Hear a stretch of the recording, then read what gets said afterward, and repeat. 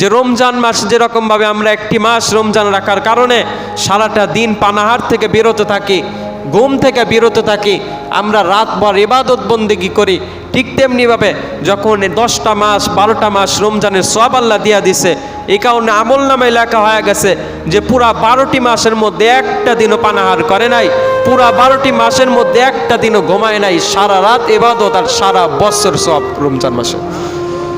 এই মর্যাদা আল্লাহ দিয়া দিচ্ছেন। এই রমজান হারাইছে। এই রমজানটা মাগফিরাতের মাস, রহমতের মাস, নাজাতের মাস।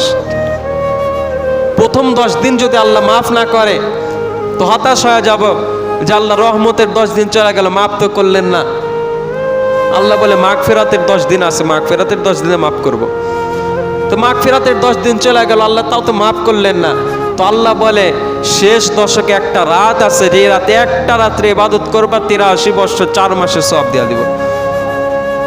একটা মানুষ যদি 83 বছর 4 মাসের ইবাদত নিয়ে আল্লাহর কাছে উঠতে পারে, ওর জীবনে আর কিছু লাগে না। যখন হিসাব চাইবে তো 83 বছর 4 মাসের আমল নামে উঠায় দিয়া দিবে যে আল্লাহ দেখেন 83 বছর ইবাদত করে আসছে। কিন্তু আমরা কয়জন করছি?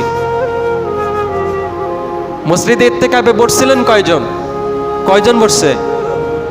2 জন বসছি। গ্রামে কি 2 জন মানুষই? উচিত ছিল রমজানের 10টা দিন আল্লাহকে দিয়া দেওয়া, উচিত ছিল এটা। কারণ আল্লাহ এত কিছু আমাদেরকে দিল, 10টা দিন আল্লাহকে দিতে পারবো না, আফসোস। এই 10টা দিন আল্লাহকে দিতে পারলাম না, 2 জন মানুষের থেকে বসছে।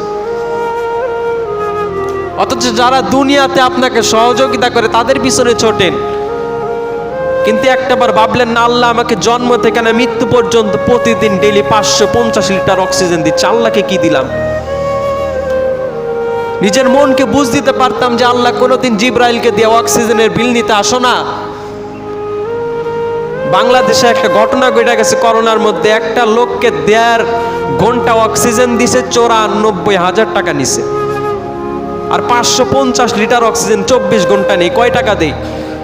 যদি এই 550 লিটার অক্সিজেন নিয়ে যদি বলতে পারতাম আল্লাহ তোমার অক্সিজেনের বিল তো দিতে পারি না, কিন্তু তোমার নাম 550 বার দিনের মধ্যে নেই, এই কথাটা আমরা পড়তে পারতাম। কিন্তু কয়জন আমরা আল্লাহর নাম নেই দিনে 550 লিটার? একজনও হাত তুলতে পারবেন না যে আমি ডেইলি 550 বার আল্লাহ বইলা ডাকি। একটা মানুষও বলতে পারবেন না। অথচ আল্লাহ কত কিছু দিল। রমজান চলে গেল, মানুষের নামাজের প্রতি আগ্রহ কমে গেল, মানুষ আর নাই, মানুষ আর নাই, মানুষ আর আসবে না। কারণ রমজান এই মানুষ ইবাদত করে, এরপর আর ইবাদত করে না। অথচ নামাজের মধ্যে যে কি আছে যদি বুঝতাম তো জীবন চলে যেত, নামাজ ছাড়তাম না। মুসা আলাইহিস সালাম এই জন্য আল্লাহকে একদিন বলছিলেন যে আল্লাহ আপনি আমার সাথে কথা বলেন, কোথা থেকে কথা বলেন? তো আল্লাহ বলে মুসা তুমি বলো। মুসা আলাইহিস সালাম বলে আল্লাহ আমি বোধহয় মাটিতে, আপনি বোধহয় আসমানে। আল্লাহ বলে না, বাইনি ওয়া বাইনাকা হিজাব, তোমার আমার মধ্যে 70,000 নূরের পর্দা। আনা ওরা আল হিজাব, আমি পর্দার ওই পারে, তুমি পর্দার এই পারে। তো মুসা আলাইহিস সালাম আল্লাহকে বলছিলেন যে আল্লাহ আপনি আমার সাথে এইভাবে কথা বলেন, আর কি কারোর সাথে এরকম ভাবে কথা বলবেন? তো আল্লাহ বলছে সাতাতি উম্মাতু, এক উম্মত আসবে যাদের সাথে আমি আল্লাহ কথা বলবো। বলে কখন বলবেন? বলে ইযহুম ইয়াসজুদ, যখন সিজদায় যাবে তখনই বলবো। হোক সেটা দিন, হোক সেটা রাত, যখন সিজদায় যাবে তখন বলবো। আল্লাহ একটা সুসংবাদ দিয়া দিছে, মুসা তোমার সাথে কথা বলে পর্দার মধ্য থেকে, তাদের সাথে যখন কথা বলবো ফালা হিজাবা বাইনি ওয়া বাইনাহুম, তাদের সাথে যখন কথা বলবো কোনো পর্দা আমি আল্লাহ রাখবো না, পর্দা ছাড়া তাদের সাথে কথা বলবো। কিন্তু একটা মানুষ সেজদা যখন দেয় কতটুকু দামি হয়ে যায়। সেজদায় যে আমরা বলি সুবহান রাব্বিয়াল আলা, সুবহান বলে যখন ডাক দেই তো আল্লাহ বলে সাব্বাহতানি, ও যুবক ও বৃদ্ধ তুমি আমার প্রশংসা করলা আর তুমি অপ্রশংসা শাকবা, এটা হতে পারে না। তুমি আমার শুকর গুজার করলা, আমাকে বড় বানায় দিলা, দামি বানায় দিলা, আর তুমি সমাজের মধ্যে কম দামি থাকবা, লাঞ্ছিত থাকবা, অপমানিত থাকবে, এটা হতে পারে না। সাব্বাহতুক, আমিও তোমাকে পবিত্র বানায় দিলাম। যখন নামাজের মধ্যে সেজদা যে আলা বলি, মহান যখন বলি, তো আল্লাহ বলে আলাইতানি আবদি, গোলাম তুমি আমাকে মহান বললা আর তুমি মহান হবে না, এটা হতে পারে না। আলাইতুক, আমিও তোমাকে মহান বানাইলাম। যখন এরকম ভাবে চলতে থাকে তো আল্লাহ এক পর্যায়ে ফেরেশতাকে বলতে থাকে, হাদা আব্দি হাক্কা, এই গোলাম হলো আমার পারফেক্ট গোলাম, এর মধ্যে কোনো সন্দেহ নাই। ইন্নী উবাহি বিহিল মালাইকা, এই গোলামকে নিয়ে আমি তোমাদের নিকট গর্ববোধ করি।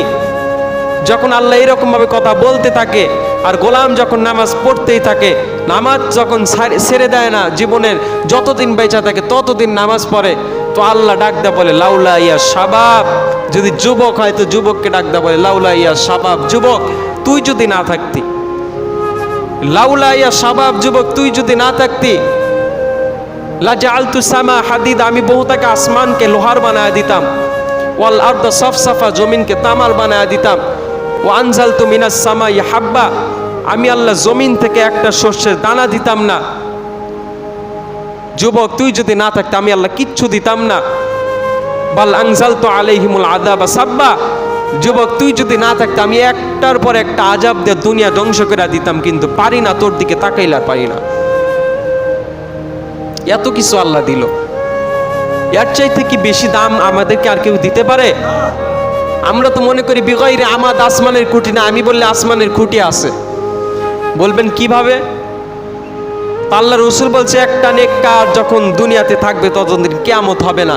কিয়ামত হবে তো আসমান ধসা পড়বে, কিয়ামত হবে না, আসমান স্থির থাকবে, দাঁড়ায় থাকবে। তো একটা মানুষ যতদিন থাকবে ততদিন কিয়ামত হবে না। আল্লাহ যখন ঘোষণা করবে হাদা আব্দি হাক্কি, আমার পারফেক্ট বান্দা, এ যতদিন থাকবে ততদিন কিয়ামত হবে না। এই জন্য আসেন একটু ভাবি যে আল্লাহ আমাদেরকে কি দিল, কতটুকু দিল, আর আমরা আল্লাহকে কতটুকু দিলাম। এই জন্য আল্লাহ বলছেন ফাবি আইয়ি আলাই রাব্বিকুমা তুকাযযিবান, হে মানুষ ও জিন, তোমার আল্লাহ তোমাকে এত নিয়ামত দিছে, যদি গুনতে শুরু করো শেষ করতে পারবা না। আর তোমার আল্লাহর কোন কোন নিয়ামতকে অস্বীকার করবা, একটা নিয়ামতকে অস্বীকার করা যাবে না। এই জন্য বিশ্বনবীর উম্মত হইছে, এখানে দায়িত্ব আমাদের শেষ না। আমি রমজানের প্রথম জুমায় একটা কথা বলছিলাম, 3টা আমলের কথা বলছিলাম, যে 1 নাম্বার নামাজ কখনো ছাইরা দিয়েন না, 2 নাম্বার কোরআন তেলাওয়াত কখনো ছাইরা দিয়েন না, 3 নাম্বার আল্লাহ রসুলের একটা বড় সুন্নাহ, দাড়ি কখনো ছাইরা দিয়েন না। এই দাড়িটা রাখেন, দাড়ি রাখেন, দুনিয়াতেও লাভ, আখিরাতেও লাভ। কবরের আযাব আল্লাহ মাফ করে দেবে যদি মুখে দাড়ি থাকে। মুখে যদি দাড়ি থাকে, আল্লাহ সুবহানাহু ওয়া তাআলা ওই ব্যক্তি যখন দোয়া করে আল্লাহ ওই দোয়াকে ফেরত দিতে বড় লজ্জাবোধ করে। একটা কাহিনী বলছিলাম আপনাদেরকে, যে এক দাড়ি পাকা মুরব্বীকে কবরের মধ্যে রাখা হয়েছে। তো ওই মুরব্বীর কাছে আযাব দেওয়ার জন্য ফেরেশতা আসছে। তো মুরব্বী বলছে আযাব দেওয়ার জন্য আসছেন, তো আল্লাহ রসুল তো বলছে যে দাড়ি থাকে তার কবরের আযাব আল্লাহ মাফ করে দেয়। তো আল্লাহ গায়বী ভাবে বলছেন যে এটা কোথা থেকে শুনছো? বলে কেন আলেম ওলামাদের কাছ থেকে শুনছে। বলে তারা কার কাছ থেকে শুনছে? ওই ওলিদের কাছ থেকে শুনছে। ওলিরা কার কাছ থেকে শুনছে? তাবিদের কাছ থেকে শুনছে। তাবি কার কাছ থেকে শুনছে? সাহাবা একরামের কাছ থেকে শুনছে। সাহাবা একরাম কার কাছ থেকে শুনছে? রাসূলুল্লাহর কাছ থেকে শুনছে। রাসূলুল্লাহ কার কাছ থেকে শুনছে? আপনার কাছ থেকে শুনছে। আল্লাহ বলছেন এতগুলো উদাহরণ যখন দিলা, তাহলে শুনে রাখো আমার কথা সত্য, আমার বন্ধুর কথাও সত্য, সাহাবা একরামের কথাও সত্য, তাবিদের কথাও সত্য, ওলিদের কথাও সত্য, আমি আল্লাহ তোমাকে মাফ করে দিলাম এটাও সত্য। এই জন্য দাড়ি রাখেন। এই দাড়ি না রাখার শাস্তিও আছে। আমাদের পাকিস্তানের একজন আলেম আছে যার নাম তারেক জামিল, অনেকে নাম শুনছেন বা অনেকে তার ভিডিওগুলো দেখেন, তার বয়ানগুলো শোনেন। তো তার একটা বই আছে কবরের আযাব নামক একটা বই আছে। এই বইয়ের মধ্যে তিনি একটা ঘটনা উল্লেখ করছেন যে তার একজন বন্ধু ছিল, যেই বন্ধু একটা সরকারি অফিসে চাকরি করতো, কিন্তু তার মুখে দাড়ি ছিল না। শত শত বছর হয়ে গেছে, অনেক বছর চলে গেছে, 50-60 বছর চলে গেছে, দুজনের মধ্যে কোনো সাক্ষাৎ নাই।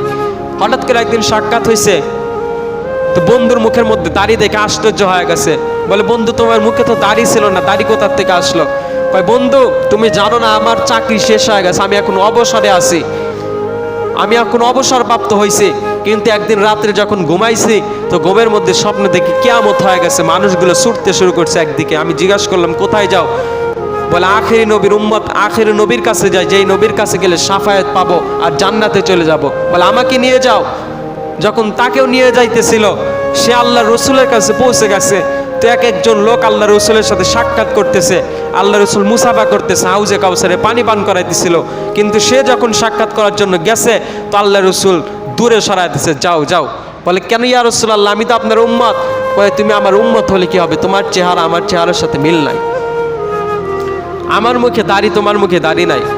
আমরা আজকে দাড়িকে অবহেলিত করি, দাড়িকে মনে করি লজ্জার বিষয়। দাড়ি না, সবচাইতে স্মার্ট ছিলেন মুহাম্মদুর রাসূলুল্লাহ সাল্লাল্লাহু আলাইহি সাল্লাম। কি তার মুখে কি দাড়ি ছিল না? সে কি প্রতিদিন কি সেভ করতেন? আদম থেকে না ঈসা পর্যন্ত প্রত্যেকটা নবীর মুখে দাড়ি ছিল, সকলেই দাড়ি রাখতেন। দাড়ি রাখা নবীদের সুন্নাহ। এজন্য আসেন, ওই নবীর উম্মত আল্লাহ বানাইছেন, ওই নবীর উম্মত হইতে পারছি, এজন্য ওই নবীকে কদর করি, নবীকে সম্মান করি, নবীর সুন্নাতকে ভালোবাসি, এবং আল্লাহ আমাদেরকে যে নিয়ামত দিছেন এই নিয়ামতগুলো শুকরিয়া আদায় করি। আল্লাহ সুবহানাহু ওয়া তাআলা আমাদের সকলকে প্রতিটা কথার উপর আমল করার তৌফিক দান করেন। ওয়া আখিরি দাওয়ানা আনিল হামদুলিল্লাহি রাব্বিল আলামিন। আসসালামু আলাইকুম ওয়া রাহমাতুল্লাহি ওয়া বারাকাতুহু।